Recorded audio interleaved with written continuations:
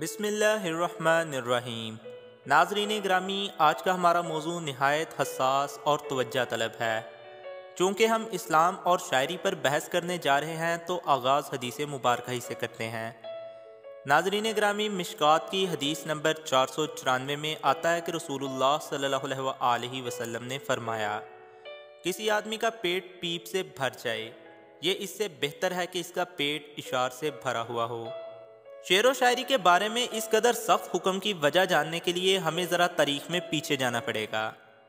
क़बल अज़ इस्लाम शायरी अरबों का शुग़्फ़ ख़ास हुआ करती थी।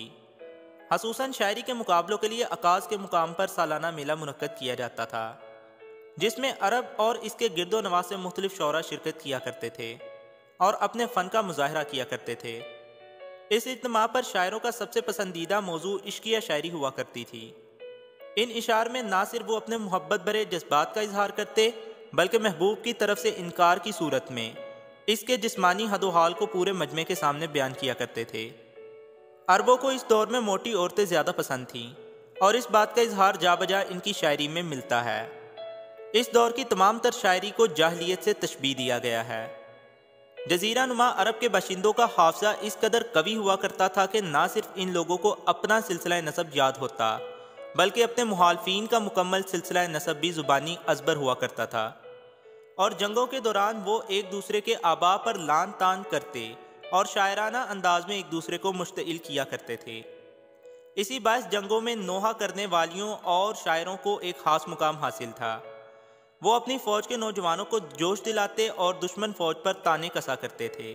अरब अपनी इसी फसाहत व बलागत के बायस गैर अरब लोगों को अजमी यानी गूंगे कहा करते थे। आगाज़ इस्लाम में शायरी दिफा का एक ज़रिया साबित हुई। चुनाचे हस्सान बिन साबित रज़ी अल्लाह ताला अन्हो और दीगर मुसलमान शौरा ने अपनी शायरी के ज़रिए कुफ़ार के ख़िलाफ़ इस्लाम और मुसलमानों का खूब दिफा किया। मगर बाद अज़ां अहदे उमवी और अब्बासी में अरबी शायरी के मकासद बदल गए। अब वो सियासत, फ़िक्र व फ़लसफ़ा, तनाज़े व मुखालफत और बादशाह की कुर्बत के लिए इस्तेमाल की जाने लगी। हत्ता कि इस दौर में अकाज़ का मेला दोबारा सजने लगा और फिर से लोग जाहलियत की शायरी में दिलचस्पी लेने लगे। इसी किस्म की शायरी हमें उर्दू अदब में भी मिलती है।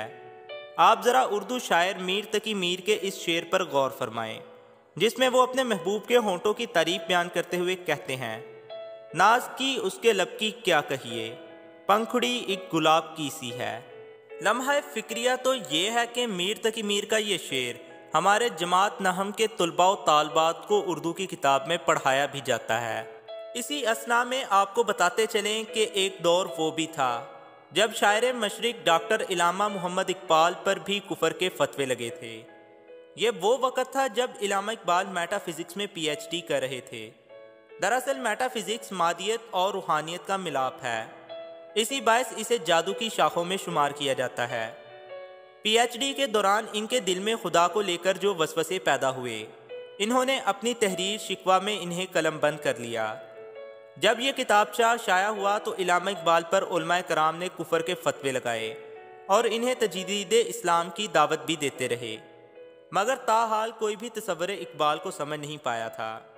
जब आपने PhD मुकम्मल कर ली तो एक और नज़म तहरीर की, जिसमें खुद ही इन्होंने अपने शिकवों के जवाब लिखे और किताब को इन्होंने जवाब शिकवा के नाम से शाया करवाया।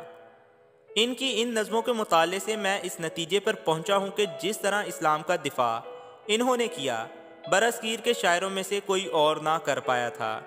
दोस्तों, डॉक्टर इसरार रहमतुल्लाह अलैह अपनी ज़िंदगी का वाक़या बयान करते हुए फरमाते हैं कि मैं पंजम जमात का तालिब इल्म था और उन दिनों मेरे स्कूल में इकबाल डे मनाया जाना था। लिहाजा मेरे बड़े भाई ने मुझे अल्लामा इकबाल की शिकवा और जवाब शिकवा का तोहफ़ा पेश किया ताकि मैं अपनी तकरीर को तैयार कर सकूं। आप रहमतुल्लाह अलैह फरमाते हैं कि जब मैंने इकबाल का ये शेर पढ़ा, वो ज़माने में मुअज़्ज़ज़ थे मुसलमान होकर और तुम ख्वार हुए तारके कुरआन होकर, तो जैसे ये जुमले मेरे दिलो दिमाग पर चिपक से गए। इसके शेर ने मेरी ज़िंदगी को बदल कर रख दिया। वाज़ेह रहे कि डॉक्टर इसरार किंग एडवर्ड से तालीम याफ्ता थे। आपको एक शेर ने डॉक्टरी से निकाल मुफस्सिर कुरान और मुबल्लिगे इस्लाम बना दिया और ऐसा अरूज बख्शा जो किसी दूसरे किंग एडवर्ड के डॉक्टर को हासिल नहीं हुआ।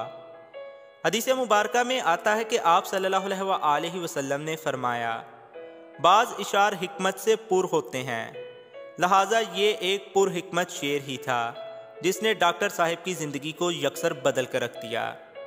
اس سب تفصیل کے بعد نتیجہ یہ احس ہوتا ہے کہ ایسے اشعار جو شریعت کے تابع ہوں قابل قبول ہوتے ہیں، اور ایسے اشعار جو اسلام کا دفاع کریں وہ قابل ستائش ہوتے ہیں، مگر وہ اشعار جن سے بے راہ روی پھیلے یا کسی کی دل آزاری ہو، جو اشعار اسلام کی مخالفت میں لکھے جائیں، وہ سب کے سب حرام ہیں۔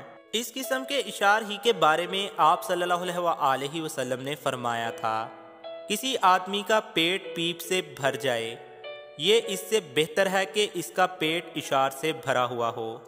امید کرتے ہیں کہ آپ کو ہماری یہ انفارمیٹیو ویڈیو ضرور پسند آئی ہوگی۔ ویڈیو کو لائک کریں اور دوستوں کے ساتھ شیئر بھی کریں۔ ملتے ہیں اگلی ویڈیو میں، تب تک کے لیے اللہ حافظ۔